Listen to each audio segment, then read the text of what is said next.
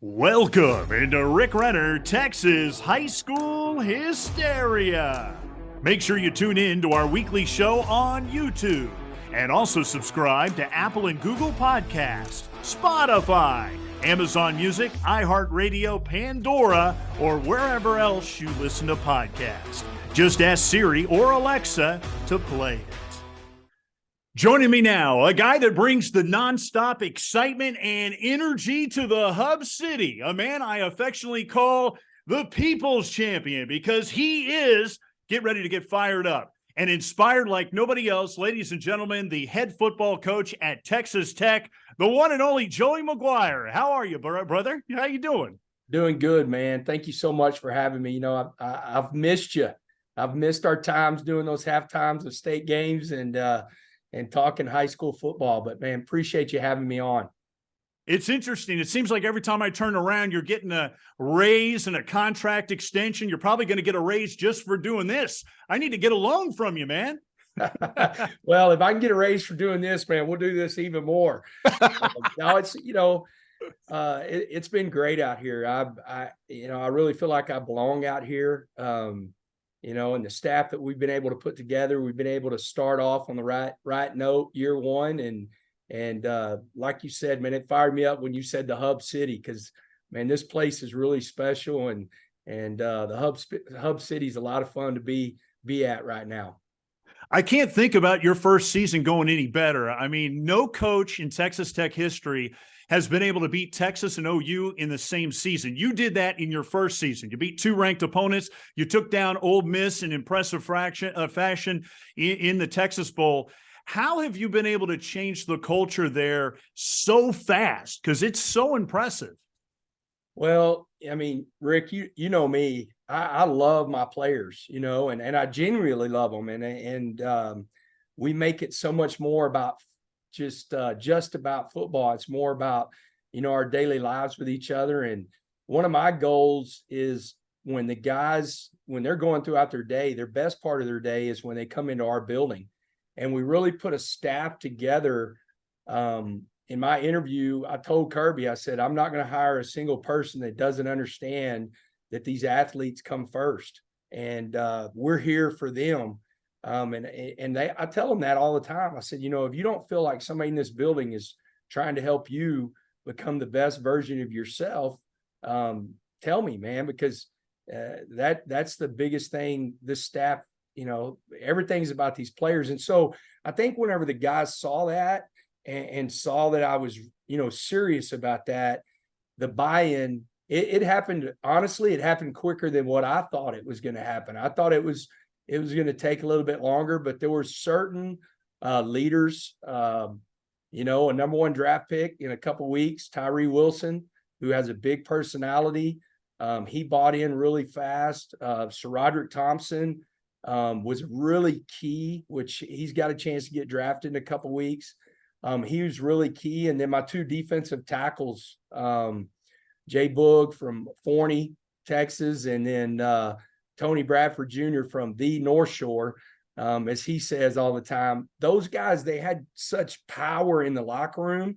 And though your best players and the ones that have the biggest voice buy in the fastest, then we were able to flip the culture and really get the guys going in the right direction. The part I love about that is you're talking about all these defensive players at Tech. Yeah. And that was one of the first things you talked about in your press conference. You were like, we are going to play defense at Texas Tech. And you can tell your team has an extra edge. There's more hitting. It reminded me of the hitting that you had at Cedar Hill on the Class 6A level. How have you been able to instill that? Well, it starts with hiring a great staff. Tim DeRuiter was a huge hire for me. Because he's done it at so many places. So, he's never going to take a job and make an excuse about the roster because he's done it at A&M. He's done it at Air Force. He did it at Cal. He did it at Oregon. So those rosters are so different, and he was still able to play really good defense. And so that was a huge hire, and Marcel Yates came with him, which I've known forever. Hiring Zarnell Fitch was huge. He was at TCU, played at TCU, and had been in the Metroplex for so long.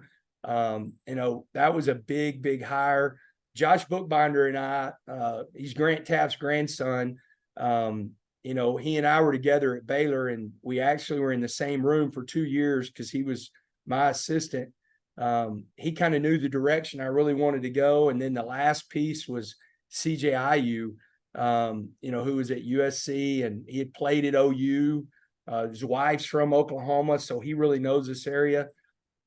Getting that staff, we have an elite defensive staff, and getting the support staff, we got the right guys. A couple of guys that actually I was their position coach, are part of our support staff. James Lockhart from Ennis, Texas, who won a state championship. Jashawn Johnson, who Ennis, Texas, won a state championship, played at Texas Tech. Getting those guys to be our defensive staff, I mean, it made such a huge difference because it's a group of guys that there's no excuses. Here's what we have on our roster. We know here's what we're going to go recruit, but we're going to play really hard with the guys that we have. Before you got this job, you were campaigning so hard to get it. You wanted it so much. I remember you even called me and said, hey, who do you know? And I kept thinking to myself, well, championship pedigree, passion, and love for Texas Tech and Lubbock. It's a perfect fit. Why do you think it's been such a perfect fit for you? Just the connections. My best friend played for Spike Dykes. If I hadn't met my beautiful wife, I would have been a Red Raider. She trumped it. I was getting ready to transfer out here my junior year, and my best friend, we'd already made plans and had a house, and I met Debbie, and I called Roger Korn, and that's my best friend, or what, he's passed away, but I said, Raj, I love you, man, but I think I met the girl I'm going to marry. So she trumps me coming to Texas Tech. But just what Texas Tech stands for, and what West Texas people, they're hardworking, they're tough-minded, and it's almost like there's a chip on their shoulder. And I think one, that's me, but then coming from Cedar Hill, a place that had never won on a consistent basis and definitely not had success in the playoffs, I kind of had a chip on my shoulder. So that just kind of, put a great place. It's funny. I don't think, and we have to convince our recruits this. One thing about us, we talk about ourselves. We don't talk about other schools. We don't negatively recruit. But there's a lot of guys out there that when we're having success, they're like, hey, Coach McGuire is going to go if so-and-so calls, or if so-and-so. I don't think people understand, man, this is where I want to be, and I don't want to be in any other logo, and this is where I want to. I'll never retire, so it's going to be probably, hopefully in a long time, whenever I pass away. But I don't want to be anywhere else. This place fits me, and the great thing about this administration, they support everything that we're trying to do. One, with the passion that they have, but also we've got a $250 million new facility being built right now. And so they're also backing it up with the money. Well, I know you love spreading the brand with the brand. How do you make the kids believe what you believe from day one? You start talking about, there's some key words in the brand, tough, hardworking, and competitive. And if you're going to be successful in life, you better be those three. So you take it more away from football, and you just start talking about real life, that there's going to be some tough times. And the only way you can get through those is be tough, and then how do you be tough? There's certain people that I always say people have a higher pain tolerance maybe for physical toughness, but at the end of the day, you're going to have to be mentally and physically tough. The only way I know how to do that is to do tough things. And so everything that we do, we talk about being a brand, period. Perfect example, whenever we practice and we're doing our inside run and we know we're going to be really physical, we call that period a brand period. So they know we're fixed to hit and we're going to be tough. We're going to be smart, but we're going to be tough. And so the stuff that we do, we try to identify this is a brand time to help create the brand that we're trying to become. And we do it in everything. We led the Big 12 last year in community service. We were 5th in the nation in community service. Well, that's part of being competitive. We had the highest GPA Texas Tech football has ever had in the history of Texas Tech football. And so we do it in academics, that we're trying to compete, and we're going to have another great semester this semester. And so everything, it's like, I heard Dave Aranda say it. I know he got it from some great coaches, but how you do anything is how you do everything. And so that's what we're trying to do whenever we're trying to create the brand. Let's go, baby. Let's go. Let's go. Here we go, baby. Hey, starts up front. Come on. Hey, everything starts up front. Here we go. Here we go. Here we go. Hey, positive energy. We're sharing positive energy. Does anybody know if Coach Juice came to practice? Best looking punter in the friggin' country right here. Let's go, man. Hey, elite ball security. Elite ball security. When we get ready to play week 1, we're going to look like a different football team. God, hey, man, hey, do you feel it? That's what we want to do. Get vertical, and after that, make a move. You want to knife upfield, make them tackle you. What's next? What's next? What's next? Go, go, go, go! You can blow the whistle running after them. Yeah. Hey, one thing. Some of it, you're not as talented with me with the whistle. I can't whistle and run at the same time. Always love how you never forget your high school roots. You brought up Cedar Hill. You were there for 20 years. I enjoyed covering you so darn much. That school never won a playoff game before you got there. And then 12 straight seasons of getting to the playoffs. You won 3 state championships in that holiday tradition with Katy that was so much fun to cover over the years. What about that experience at Cedar Hill that got you prepared? Because you were on the highest level in high school football, really probably in the nation, the 6A level in the state of Texas. But what was it about that prepared you to have success in this job? That's, in my interview, I actually told Kirby this, and I told him, I said, no disrespect, but when you're at the 6A level and even at the 5A level, and you're in charge of 2 middle schools, a freshman campus and a high school campus, and you have 32 full-time coaches that work those campuses, I was in charge of more male athletes than probably the majority of ADs in the country at the college level are in charge at their college, counting female and male athletes. And so that's what I always tell everybody, like the high school coaches are prepared for this.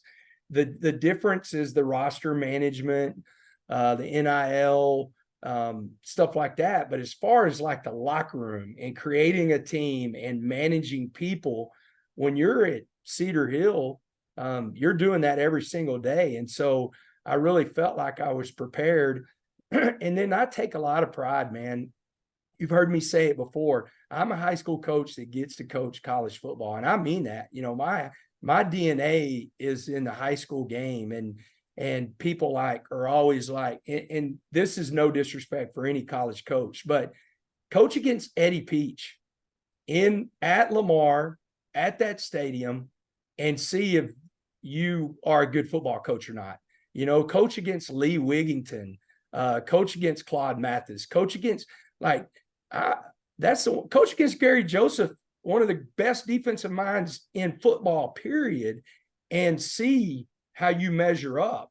And so I think being able to coach against those guys, the success we had, to be able to be in games against guys like that prepared me to coach against the guys that I'm coaching against right now in the Big 12. And I think the college coaches would say the same thing, but they might say it just trying to be respectful. I know it's for real because I've done it. And I know how I had to prepare against the great Eddie Peach, and there's a lot of times that dude was playing chess and some people were playing checkers, man. And I found out real quick, I better get good at chess if I was going to beat Eddie Peach and Arlington Lamar in 2006, 2005. I mean, they were so good. 2004, he beat me right at the end of the game. I'll never forget it. And it was like, hey, I bet if I'm going to win the district, and we did in 2005. I've got to beat Eddie Peach. How do I beat Eddie Peach? You know, and it's kind of like right now, I'm sitting here thinking, like, I know that everybody in our conference is going to be good, but how do I beat Sonny Dykes? How do I beat Chris Kleiman? Those are the two guys right now in this conference that, you know, we're playing at such a high level this year. And so that's my mindset. Well, luckily I'm prepared because I had to play guys like that. That is beautiful. I know how special it was for you to go into the Texas High School Coaches Association's Hall of Honor. You're in a bunch of Hall of Fames, too many to list here. We'd be here all afternoon, and you're going to add to that total. But I think you really should be in the Hall of Fame at the top of the list for best speeches in a locker room. I've been in some of those Cedar Hill locker rooms and listened to you and wanted to run through a wall. I've always wondered, how do you come up with those things? And you're doing it at Texas Tech. Every time you have one, they're putting them on the internet. How do you come up with that stuff? Do you practice in the mirror, or is it just kind of off the top of your head? You know, it's funny. A lot of people have asked me that question, and it goes throughout the week. You know, it's like you might have a thought of who you're playing, but it really just like how the week went. Of certain things that are important. It was funny. Sir Roderick Thompson patted me on the butt when we were going out at halftime to, you know, in the second half against Ole Miss. And he said, and nobody recorded it, which was probably good, but he goes, "Coach, that's your best one yet." And I started laughing because I don't even think of it that way. You know, it's just like, always trying to get key points into the players' heads. The thing is, you know, I know, and I get this, and I do believe this too. You know, I've always heard that locker room speech lasts maybe 2 minutes into the game, and then all of a sudden you get hit in the mouth and you got to play. The thing that we try to do when we're talking to our players before the game, throughout the game, is there's always common things that have been talked about all week long that you're almost putting in their head, planting the seeds to where not only can you talk to them before you go out, but you can talk throughout the game to where it can, you know, keeps whatever you need to keep right in the forefront of their mind, really prevalent throughout the game. And so, you know, and then I just get fired up, man. My granddad was a Baptist preacher, you know, and I remember walking his farm and listening to him practice for his you know, Sunday, you know, lessons. And so it's just kind of one of those deals of, you know, I grew up in East Texas, you know, grew up around, you know, some really fired up people. And so I think I just kind of roll with that. Hey, I asked you to keep fighting. You did. Said it's going to be, when we came out of half, we had 2 more rounds to fight, and you did. I told you they were going to break, and they did. Yes, sir. I told you they were going to break, and you did. The reporter asked me at the end, says, "What's it mean to win this game and beat Texas?" I said, "It doesn't mean anything to beat Texas. We're 1-0 in the Big 12. That's what it means.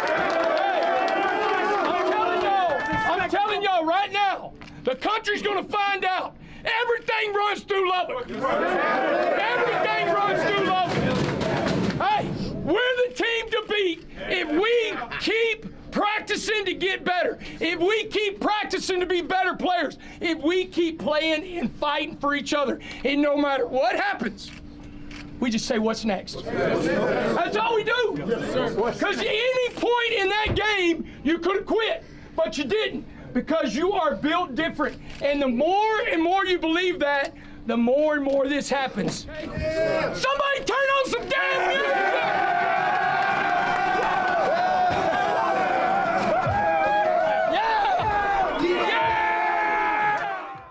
Everything comes through Lubbock. I love that. Yeah. That was my favorite one last year. Well, I told after that was over, because, you know, sometimes, and my guy, Patrick Clancy, he's head of, we call it storytelling. You know, he's over our media and all our creative, and know him really well. He's one of my favorite people. We actually brought him here.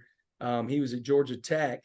And I told him, I said, "You know, Pat, sometimes I say some stuff that are just for us." And he goes, "I'm sorry." And, you know, and I said, "Don't worry, man. I'm not going to apologize for it, because there's nothing that comes out of my mouth during that time that I don't 100% believe. It's just you could usually fire some other people up and they can use it, for their advantage, bulletin board material and everything like that. I guess I just got to be better at it than other people when we play them again. Those folks in Norman and in Austin, they're going to have signs. They're going to be waiting for you. No doubt. No doubt. Well, you've talked so much about relationships when you got this job and how important that is for your coaching staff to have amazing relationships with the players to get the most out of them. But it always goes back to your relationships with the Texas high school coaches. No one is better at that than you. And I know that was a big reason why you got this job. Why is that so important to you, and how are you able to do that? One, I know I've sat in their chair, so I know the stuff that they face every day. And then honestly, I don't know what I would do. My dad says it all the time, like, Joey, you might be homeless if you couldn't coach football. Like, I really don't have any other talents. Like, I'm not good at any kind of computers. I'm not, I'm terrible. Like, he can build anything. I can't build anything, I mean, I might bend a nail whenever I'm hammering it on every nail, like I really am not. And so I understand how much this game has given me, and I respect it so much. So I respect the people that are a part of it. And so I want to make sure I'm giving back. And so I think they feel that, we were the same way at Cedar Hill. We were probably one of the few teams that we were open to people in the off season coming to watch our off season. I would have 20 or 30 high school staffs probably for 10 years straight that would come in and watch off season. And whenever I'd get new coaches on my staff, they'd go, Coach, man, are we sure about this? We might play him. And I'm like, I'm sure about it, because one, we got to just figure it out if they do believe, but I don't know if they'll believe as hard into what we're doing as what we believe in it. And so I don't know if it's going to affect us, but I just think at the end of the day, we're all, if you're in it for the right reason, you're in it for kids. And so I want to make sure that I can give back to these coaches and help them give everything they can for these kids.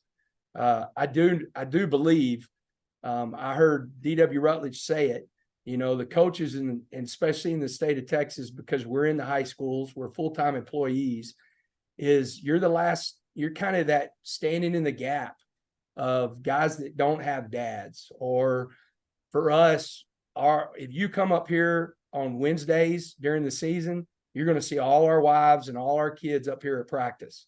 And, so we're trying to model, this is what a dad looks like, and we're trying to do a good job with it. We make mistakes because we're human, but, this is what a husband looks like, and a wife, and the relationship. My wife was up here yesterday, and our two defensive tackles, man, they all three are so close, and they friggin' love her and she loves them. And so I just want to give back to this game because it's given me so much. Well, you and Kenny Perry were standout coaches in the DFW, and he was your first hire on this staff. And he's kind of a fatherly figure. It's kind of like the PJ Carlissimo on Greg Popovich's bench in San Antonio with the Spurs, or maybe a Dale Harris who had all that great experience, who was on Rick Carlisle's bench, with the Dallas Mavericks. How pivotal has Kenny Perry been for you as that fatherly figure on the team? First of all, he told me to tell you hello because I just walked out of his office to come down here and meet with you. And he said, man, really, you're going to get to talk to Rick. So he was all fired up. Love that guy. Kenny and I, we're best friends, and we've been through a lot, I mean, like as friends, the support that you get from a true friend, he and I have been through a lot, and then his experience in this game. But what I love about Kenny is Kenny, honestly, no matter where you're from, the dude can get along with anybody. He is a kid magnet. I mean, he's one of the best coaches I've ever been around in my life, that it doesn't matter who the kid is, that they just are gravitated to Kenny Perry. And it's like he can coach them as hard as anybody I've ever seen, and they love him. He can love on them. He's a guy that has got great advice. It's crazy. Like you said it perfect. I mean, he just had a birthday, so now he's 2 years older than me. Is like this father figure, but like he really is. He's like this big brother or father to everybody on the team. And then the other part for me was, he's been a head coach. Like Tim DeRuyter's been a head coach at this level. Kenny Perry's been a head coach. And so there's a lot of times I go in their office and say, all right, take your special teams coordinator hat off and put your head coach hat on. Am I going in the right direction with this, or do we need to change something?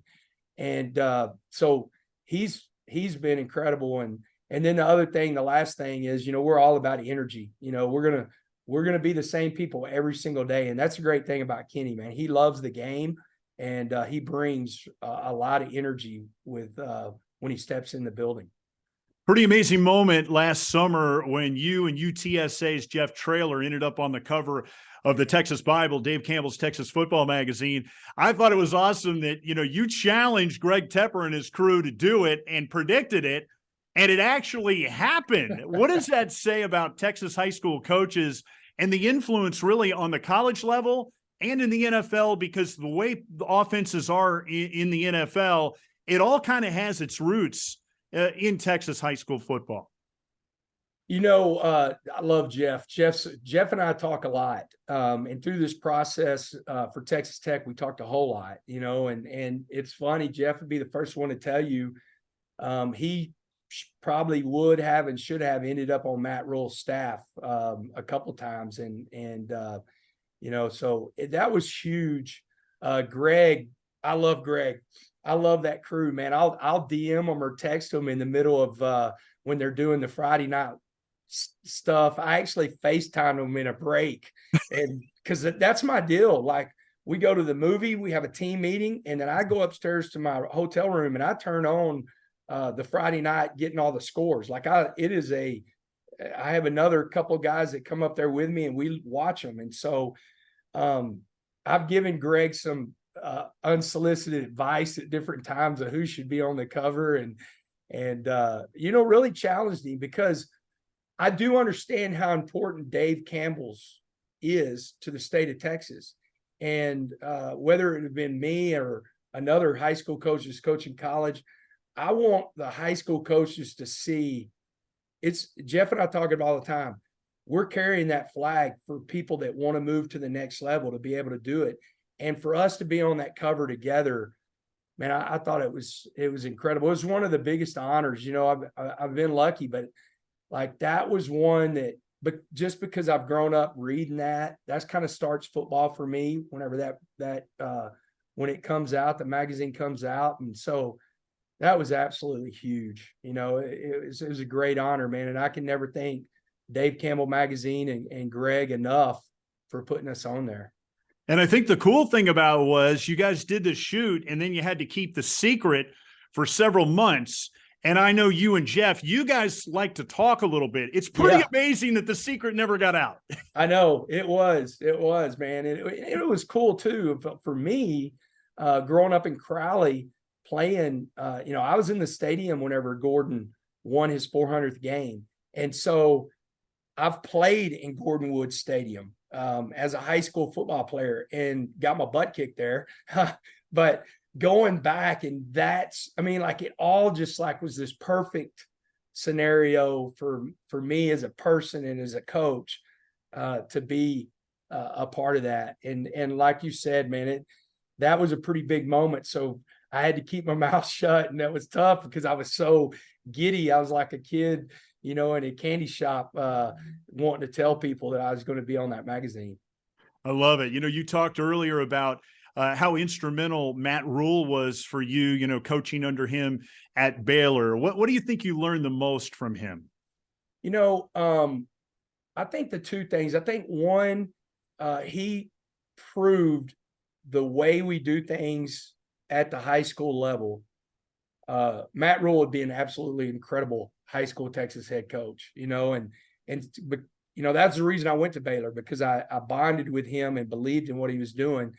One, he assured me that you could do it that way. And then two, what I learned the most was that's the difference in high school and college, is that roster management, is the scholarships, the changing of the roster, how you build a roster, the things that are important, and the numbers that you have to have in certain positions to really, win at the highest level.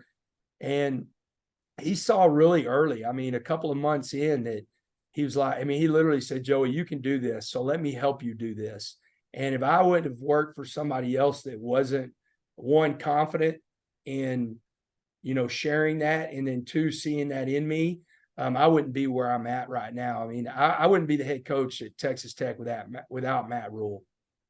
Well, your son Garrett now is an assistant coach on his staff, and many consider him kind of the Cliff Kingsbury of his generation in the coaching ranks. Is there any possibilities now that we could see possibly a Nebraska-Texas Tech home and away in the future? And how proud of Garrett are you? Well, his mom, I don't think she'll let us schedule that, so it's going to have to be in a bowl game.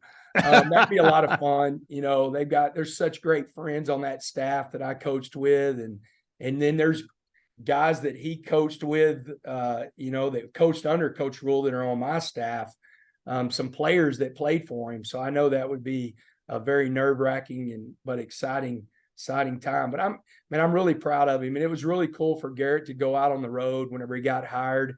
And he would call me every day going, Dad, man, I got to meet so-and-so, or, hey, I got to see this. I hadn't seen him in so long since coaching school.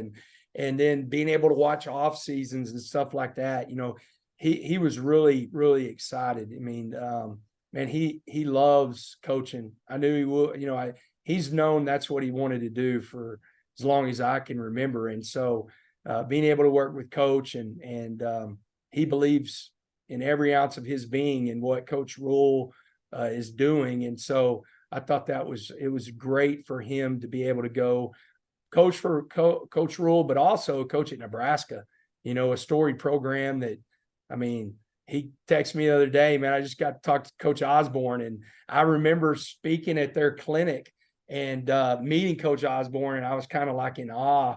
They had their clinic last weekend, and he came up, there was a guy that came up to him, an older coach, and he said, hey, now I got to hear your dad speak at this clinic, and now I've got to hear you speak at this clinic. So that was a pretty cool moment. Wow. Just love hearing those stories. Looking at spring football for you this year, you probably have one of the most unique rosters in all of college football, because you have so many old guys and so many young guys with experience playing together. Does that bodes well as you're trying to build a national championship contender? It does. And it's funny. We've got it's almost split right down the middle. We have old guys that are like in their 5th and 6th year. And then we've got freshmen and redshirt freshmen. There's a real split right there. And we've had a really good spring. I'm excited in the direction we're going. It helps that we're older in the offensive line. We've struggled last year at times, in that point. We got 10 starters coming back on offense. So we've got a lot of experience. The one thing about us too, is we got 2 great quarterbacks, that are working their tails off right now, and Tyler Shuck and Baron Morton. At every level of football, you have an opportunity if you got good quarterback play. And so, we're really lucky for guys that they both played in college games, won games in the Big 12 as the starting quarterback. And so it's a lot of fun. And then defensively, we have a lot coming back. And we were able to get 4 key pieces back. Both of our corners decided to come back and use their last year of eligibility, and both of our defensive tackles. And so that kept us old on defense. And, I think that's really, whenever you're talking about some of these teams, you saw it in basketball with North Texas and UAB and Florida Atlantic. And I think you're going to see it. You saw it with TCU last year. When you're talking about teams like that probably aren't called Alabama or Georgia, the older you are, the better opportunity you have to play at a really high level. And so, and it allows your young guys that physically maybe aren't ready to play full time yet to develop. And that we feel like we're in a really good place with that. Your recruiting has been off the charts. Your first big class now, top 20 in the nation. I mean, I'm amazed at how hard you work at recruiting. I mean, I'll see you in 4 different towns before I even wake up. I don't even know how you do it. But this class, you have touted it as the fastest class in America. Why such an emphasis on speed? That's the one thing that there's a couple things you can't coach, and that's definitely one of them. I mean, fast people run fast. I could have predicted very easily how fast Boogie Barnes, Tyquan Thornton, Treston Ebner, JT Woods, when they ran at the combine, I could have told you they were going to run that fast because they ran that fast. When you run a 10 flat and 100 in high school, you're going to run a 4.28 at the combine. Like, that's going to happen. And so it's really important for us to recruit speed. We were able to do that. We are the fastest class in the nation. That's in black and white. Track speeds are verified 40s at different camps. And so it was really important to get faster as a team. And we've done that, either through the transfer portal, which we didn't take a lot, but we took 5 guys. They're all, we took a really fast receiver that ran a 10.2 in high school. And so there's no doubt that he's fast, not surprised.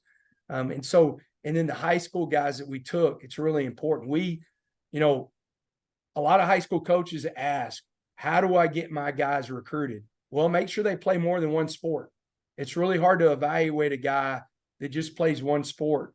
Now you're just trusting that what you see on film, you want to make sure you trust that, but I want to see him play basketball. I want to see a big man that's possible offensive lineman dunk the basketball. I definitely want to see him on the track. You got a lot of guys that they don't run or they scratch their time. Well, Evan Cooper, the corner coach at Nebraska, told me fast people run because they're fast and they're not worried about running a bad time because they're fast. And so we really track all that. I mean, we are looking at track meets every single Monday when we come in. My personnel staff, led by James Blanchard, they are looking at track times all across the state and across the nation as soon as we walk into the building on Monday. And they probably already know it because they're probably looking at them on Sunday night on what pulls up. And so it's really important because that's one thing that's really, you can get a little bit faster, but I'm never running a 4.2 no matter how much I train. It's just not going to happen, and so that's what we're trying to do. And I think we've been able to accomplish that, and we're just trying to build off of it. Joey, you've always kind of been ahead of your time in coaching. You'll take chances and risks that other coaches won't. And I know you're a big analytical guy. How much do you pay attention to the analytics of situations about maybe going for it on 4th down or just using your gut in those situations and games? Whenever I was in high school, I was really aggressive. I was probably one of the more aggressive guys at the time, like going for it on 4th down or faking punts, different stuff like that. And so this really comes from Coach Aranda being on his staff in 2020 and 2021, and him changing his philosophy in 2020, going into the 21 season of really studying the analytics and using analytics. And I was fascinated by it. We have a company that we use. We meet every Thursday during the season. They go through our game of the things we did well and the things that we can correct. And then they go, Rob Ash, Coach Ash is the guy that does it. Then he goes out across the nation and shows us different examples of different things that went on in football games and the different decisions based on the analytics. And so I love it, man. And it really goes into my, who I am as far as football wise of being aggressive. But you also have to, we practice it. We literally the other day had a period to where we call it the magic number. And it was a 3rd down period, but we were trying to get enough yards to go for it on 4th down. So we were playing 3rd down to play 4th down versus a lot of people practice 3rd down and getting the 1st down. And we do that too, but we're also going to practice our analytics part of it. And I love it. I'm eat up with that. We talk about numbers all the time in this building, and doing research and studies on what different things look like whenever it comes to the analytics part of the game. I know it's so much fun to watch your games because I'm like, whoa, he's going for it and he gets it again. I mean, it's so exciting to watch. Well, it's been quite a whirlwind for your new men's basketball coach there, Grant McCaslin, who won the NIT championship in Las Vegas, and now he's the new coach in Red Raider land. You were on the selection committee. Talk about that process. What was it that you guys liked about him so much? Well, I was honored that Kirby asked me, to be on it. And that was great because not only I learned so much from all the people that we interviewed. I took it from the standpoint of like, it's going to sound crazy, but how could it help me be a better coach, on some of the questions we were answering. And what was cool with the committee, I became closer, with the committee and the guys that, are diehard Red Raiders. So that helped. But man, Grant is incredible, man. The guy has a passion. Again, whenever I was thinking through these guys, like who is Texas Tech? Like just personality wise, who's going to be this guy that's going to have a chip on his shoulder, that's gritty, that's tough, that's how his teams play. That's his DNA. And Grant just kept, showing up when we were talking to him and then watching and knowing how his teams played. He's been out here in West Texas, he understands. I mean, his wife played soccer here, and so she understands Lubbock, Texas, and what a special place it is. He got his master's from here. So again, he understands Lubbock, Texas. And I thought that was really important to be able to embrace the community, embrace the university. And, he was going to do it. I'm really fired up. We talked last night and I told him, I said, there's never a time you're ever going to bug me. I hope there's never a time I'm going to bug him because I'm going to pick his brain too.